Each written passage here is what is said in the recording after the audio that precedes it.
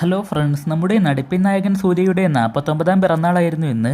കാർത്തിക് സുബ്രാജ് സൂര്യ കോംബോയുടെ സൂര്യ 44ൻ്റെ കാത്തിരുന്ന അപ്ഡേറ്റും വെളുപ്പിനെ 12:12 എത്തിയിരുന്നു. സോഷ്യൽ മീഡിയയ്ക്ക് തീ കൊളുത്തിയ പോലെ കഴിഞ്ഞ കുറേ വർഷങ്ങളായിട്ട് സൂര്യ ഫാൻസിന് കിട്ടാതിരുന്ന ആ ഒരു കൊലകൊല്ലി ഐറ്റം തന്നെയായിരുന്നു ഈ ബർത്ത്ഡേക്ക് ഇറക്കി വിട്ടത്. ഒന്നും പറയാനില്ല, മാരക ഐറ്റം. സൂര്യയെ നമ്മൾ മാസ് ഗെറ്റപ്പിൽ കാണാൻ കുറേ നാളായി ആഗ്രഹിക്കുന്നു. ഇപ്പോൾ ഇതാ കാർത്തിക് സുബ്രാജ് പടത്തിൽ സൂര്യയെ പ്രസൻറ്റ് ചെയ്ത രീതി വീഡിയോ കണ്ടപ്പോൾ തന്നെ വലിയ പ്രതീക്ഷ തരുന്നുണ്ട്. കാർത്തിക് സുബ്രാജിനെ പറ്റി ഞാൻ പ്രത്യേകിച്ചൊന്നും പറയേണ്ട ആവശ്യമില്ല. രണ്ടുപേരും ആദ്യമായി ഒന്നിക്കുമ്പോൾ അതിൻ്റെ മാക്സിമം എഫേർട്ട് തന്നെ പുറത്തെടുക്കുമെന്ന കാര്യത്തിൽ സംശയമില്ല. സൂര്യയുടെ ലുക്കും സെറ്റായി വന്നിട്ടുണ്ട്. ആ ഗണ്ണൊക്കെ പിടിച്ച് നടന്നു വന്ന് ലാസ്റ്റ് ആ ക്ലോസപ്പ് ഷോട്ട് കൂടി ആയപ്പോൾ സംഭവം മൊത്തത്തിൽ കളറായിട്ടുണ്ട്. അതുപോലെ സനയുടെ BGMും എടുത്തു പറയേണ്ടതാണ്, കിടുവായിരുന്നു. ലവ് ലാഫ്റ്റർ വാർ എന്ന ടാഗ്ലൈനോട് കൂടി വരുന്ന സിനിമയുടെ ടൈറ്റിൽ റിവീൽ ചെയ്തുകൊണ്ടുള്ള ടീസർ വീഡിയോയും ഉടനെ വരുമെന്ന് ഗ്ലിംസ് വീഡിയോയിൽ പറഞ്ഞിരുന്നു. അതും ഇന്ന് വൈകിട്ട് വല്ലതും വന്നാൽ വീണ്ടും സോഷ്യൽ മീഡിയയ്ക്ക് തീ പിടിക്കും. സൂര്യ ശിവ കോംബോയുടെ മോസ്റ്റ് അവൈറ്റഡ് ബ്രഹ്മാണ്ഡ സിനിമയാണ് കങ്കുവ.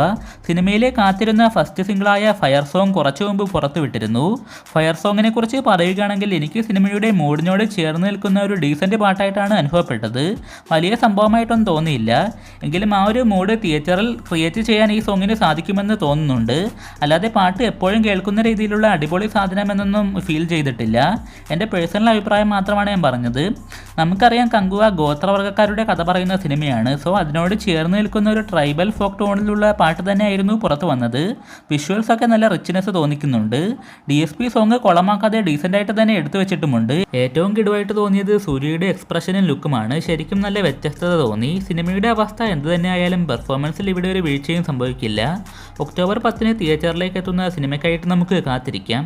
2022 മാർച്ച് 10 അവസാനമായി ഒരു മുഴുനീള സൂര്യ ചിത്രം തിയേറ്ററിലേക്ക് എത്തിയത്. ഇപ്പോൾ ഇതാ 2024 ജൂലൈ ആയി, അതായത് 2 വർഷവും 4 മാസവും. എന്നാൽ അതിനെല്ലാം മറുപടിയായിട്ട് സൂര്യയുടെ ബോക്സ് ഓഫീസിലേക്കുള്ള വലിയൊരു തിരിച്ചുവരവ് തന്നെയാകും ഈ വർഷം സംഭവിക്കാൻ പോകുന്നത്.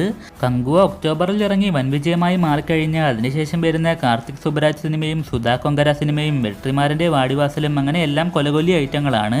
വിക്രം സിനിമയിൽ 10 മിനിറ്റിന് താഴെ റോളക്സായി സൂര്യയെ തിയേറ്ററിൽ കണ്ടപ്പോൾ തന്നെ കിട്ടിയ ഗൂസ് ബംസ് നമുക്കറിയാം. അതിനുശേഷം ഇത്രയും നാൾ കാത്തിരുന്നിട്ട് സൂര്യ സിനിമകൾ തിയേറ്ററിലേക്ക് എത്തുമ്പോൾ വളരെയധികം എക്സൈറ്റഡ് ആണ്.